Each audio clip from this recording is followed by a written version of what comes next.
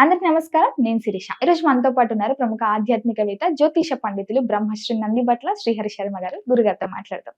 గురుగారు నమస్కారం అండి. వాగర్థావివ సంపృక్తౌ వాగర్థ ప్రతిపత్తయే జగతః పితరౌ వందే పార్వతీ పరమేశ్వరౌ.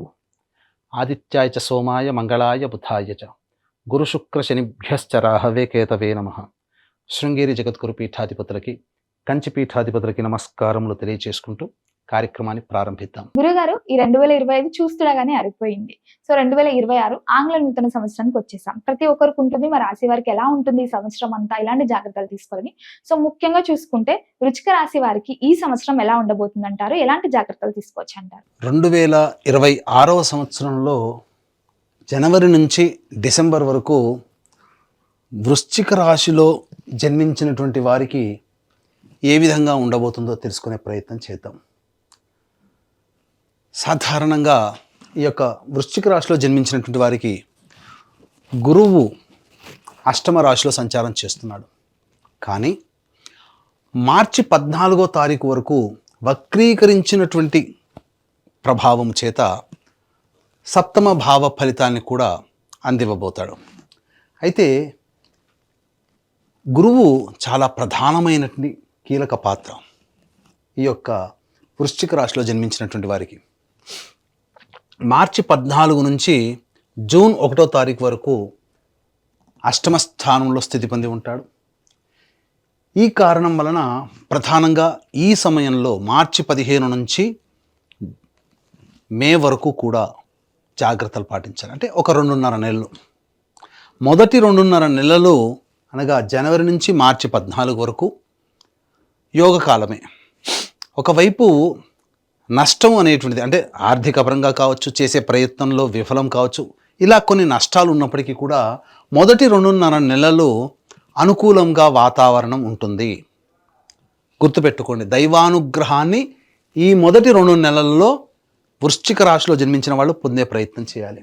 ఇక తదనంతరం మార్చి 15 నుంచి మే 31వ తారీఖు వరకు అష్టమ రాశిలో సంచారం చేస్తూ ఉన్నటువంటి కారణం చేత కొంత నష్టములు అనేటువంటి ఉంటాయి. మనది అనుకున్న వస్తువు మన దాటి వెళ్ళడం, అంటే ఆ వస్తువు అంటే వ్యక్తులు కావచ్చు, లేదా గృహము కావచ్చు, వాహనము కావచ్చు, మనం జాగ్రత్తగా దాచుకున్న వస్తువు కావచ్చు, ఏదైనా ఈ వృశ్చిక రాశిలో జన్మించిన వాళ్ళు కోల్పోయే అవకాశం ఉంటుంది. మనది అనుకున్నది మన నుంచి దూరం అవుతుంది.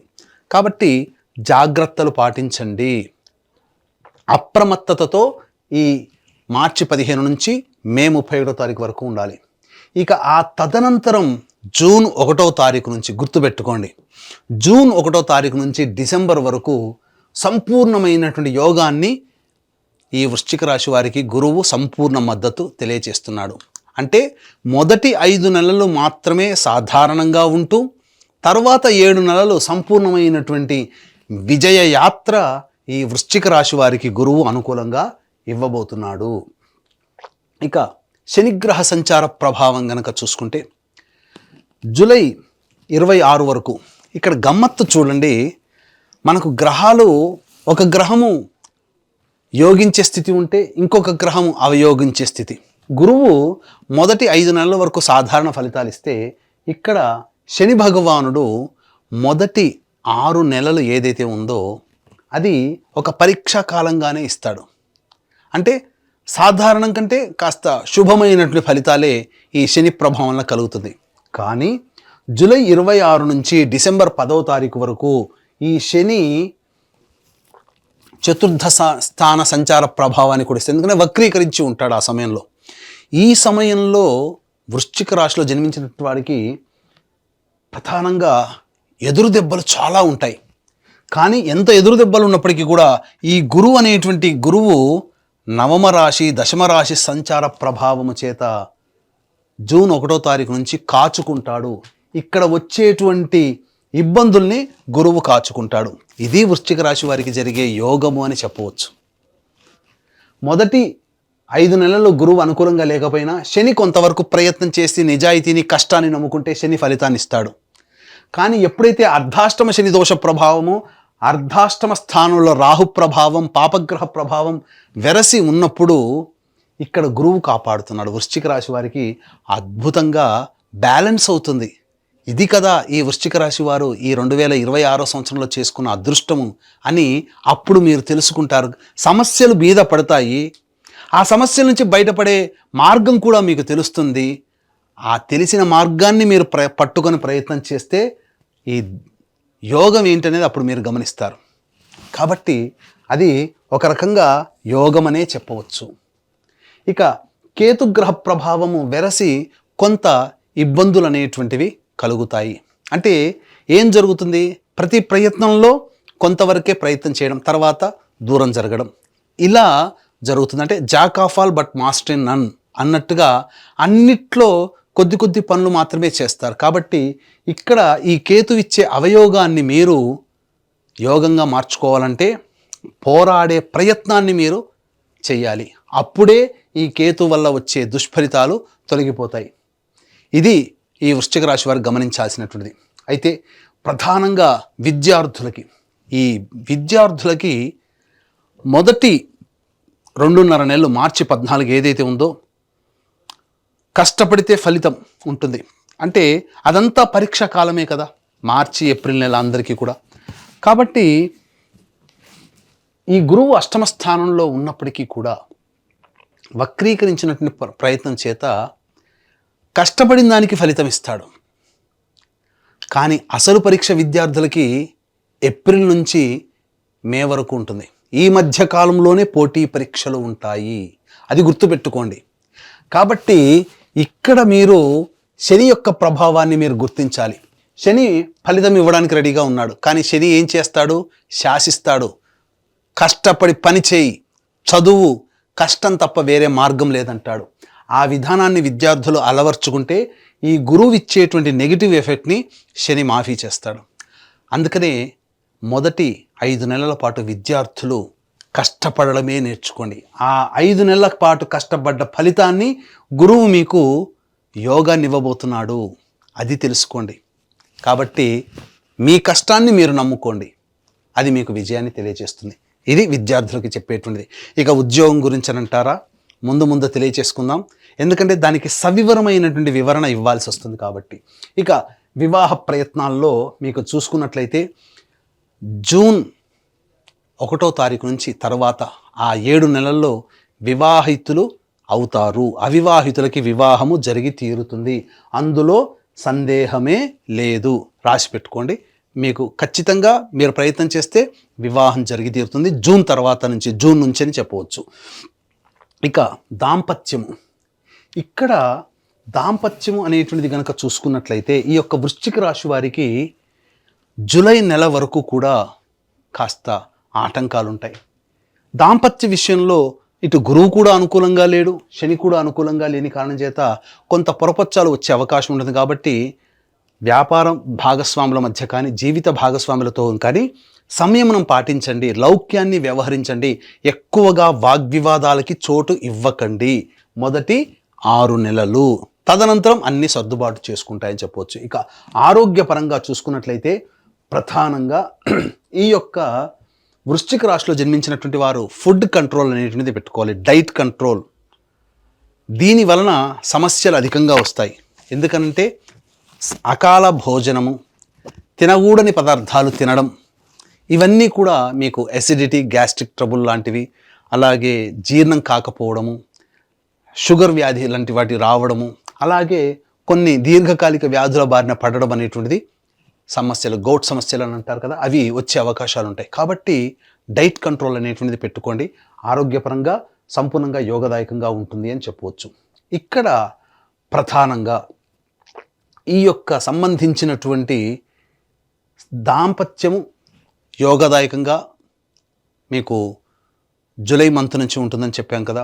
అలాగే సంతాన పరంగా చూసుకున్నట్లయితే ప్రధానంగా ఈ యొక్క సంతానపరంగా మీ యొక్క జాతక రీత్యాలుగా వృశ్చిక రాశిలో జన్మించినటువంటి వారికి జూన్ 1వ తారీఖు నుంచి అక్టోబర్ 31 మధ్య కాలములో సంతానము కలుగుతుంది. ఈ సమయంలో కన్సీవ్ అవ్వడం కానీ సంతానవంతులు అవ్వడం కానీ ఈ యొక్క వృశ్చిక రాశిలో జన్మించినటువంటి వారికి కలుగుతుంది అని చెప్పవచ్చు.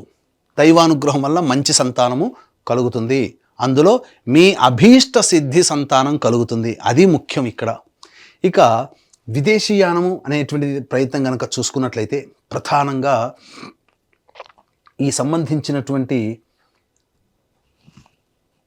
సంవత్సరం అంతా కూడా విదేశీయానానికి మాత్రం కాస్త కష్టపడక తప్పదు. ఎందుకనంటే అనవసరమైనటువంటి వృధా ఖర్చులు మాత్రమే మిగులుతాయి మీకు. విదేశీయానానికి అంత అనుకూలంగా లేని సమయము. అయితే కాస్త కొద్దో గొప్ప అనుకూలిస్తుంది. బాగా ప్రయత్నం చేస్తే, మరీ ముఖ్యంగా దైవానుగ్రహాన్ని పొంది ప్రయత్నం చేస్తే జూన్ 1వ తారీఖు నుంచి అక్టోబర్ మధ్యకాలంలో విదేశీయానానికి అనుకూలంగా ఉండేటువంటి సమయం. ఇక ఈ వృశ్చిక రాశిలో జన్మించినటువంటి వారికి రాజకీయ రంగంలో ఉన్నటువంటి వాళ్ళు సాధారణమైనటువంటి పదవులు వచ్చే అవకాశం ఉంటుంది. కాబట్టి ఎక్కువగా డబ్బు ఖర్చు పెట్టి ఆశించి భంగపడడం కంటే ఈ సంవత్సరం ఆగిపోవడమే మేలు అనే విషయాన్ని గమనించుకోవాలి. ప్రచారానికి, ఆర్భాటాలకి, హంగులకి ఎక్కువగా ఖర్చు అవుతుంది తప్ప ప్రయోజనం ఉండదనే విషయాన్ని గమనించాలి. ఇక వ్యాపారానికి సంబంధించి చూసుకున్నట్లయితే ఈ వ్యాపారం మొదటి 5 నెలలు నత్తనడకనగా సాగుతుంది. ఎటువంటి వారికైనా ఏ వ్యాపారం అయినా కనప్పటికీ కూడా. కాబట్టి జూన్ తర్వాతనే వ్యాపారము అభివృద్ధిలోకి వస్తుంది. కాబట్టి నూతన వ్యాపారం ప్రారంభించాలనుకునే వాళ్ళు, వ్యాపార విస్తరణ చేయాలనుకునే వాళ్ళు మీ యొక్క జాతకాన్ని అనుసరించి, మరీ తప్పదనుకుంటే జాతకాన్ని దగ్గరలోని మంచి ఉపాసనా పరులైనటువంటి పండితులకు చూపించి ప్రయత్నం చేసి ముందడుగు వేయండి. లేదంటే జూన్ తర్వాత మంచి ముహూర్తం చూసుకొని మీరు దైవానుగ్రహాన్ని పొందే ప్రయత్నం చేసి తదనంతరం మీరు వ్యాపారాన్ని మొదలుపెట్టండి. అనుకూలమైనటువంటి ఫలితం అనేటువంటిది కలుగుతుంది. ఇక ఈ యొక్క వృశ్చిక రాశిలో జన్మించినటువంటి కళారంగంలో ఉన్నటువంటి వాళ్ళు ఎవరైతే ఉంటారో వాళ్ళకి సాధారణమైనటువంటి ఫలితాలు ఉంటాయి. ఆశించిన మేర ఫలితాలు రాకపోవడము, చేసిన ప్రాజెక్టుల వల్ల కీర్తి ప్రతిష్టలు సాధారణంగానే ఉండడం, ఒకంత మధ్యమ స్థాయి అనగా సాధారణ స్థాయి ఫలితాలు, సాధారణ స్థాయి ప్రజాదరణ ఈ వృశ్చిక రాశిలో జన్మించినటువంటి వారికి కలుగుతాయి. ఎదుటి వారి వలన ఎక్కువగా నష్టాలు పోయే అవకాశం ఉంటుంది. కాబట్టి నమ్మే వ్యక్తులే మిమ్మల్ని మోసం చేస్తారు, నమ్మిన వ్యక్తులే అని గమనించుకోవాలి. ఈ యొక్క వృశ్చిక రాశిలో జన్మించినటువంటి రైతులు ఎవరైతే ఉంటారో వాణిజ్య పంటలు కనుక వేసుకుంటే వాళ్ళకి సంపూర్ణమైనటువంటి యోగదాయకము, ఆశించిన దానికంటే ఎక్కువగా దిగుబడి, రాబడి కూడా ఎక్కువగా ఉంటుంది. కాబట్టి రైతులు ఆ విధంగా ప్రయత్నం చేయండి. ఇక ఈ వృశ్చిక రాశిలో జన్మించినటువంటి స్త్రీలు ఎవరైతే ఉంటారో ఇప్పటి వరకు స్త్రీలని, ఈ వృశ్చిక రాశి స్త్రీలని ఇప్పటి వరకు మిమ్మల్ని గౌరవించిన వాళ్ళే ఈ సంవత్సరం ప్రథమార్థం అనగా మే, జూన్ వరకు కూడా దూరం పెడతారు. అంతరం పెరుగుతుంది. కుటుంబ సభ్యులు మీ మాటకి విలువ ఇవ్వడం తగ్గిస్తారు.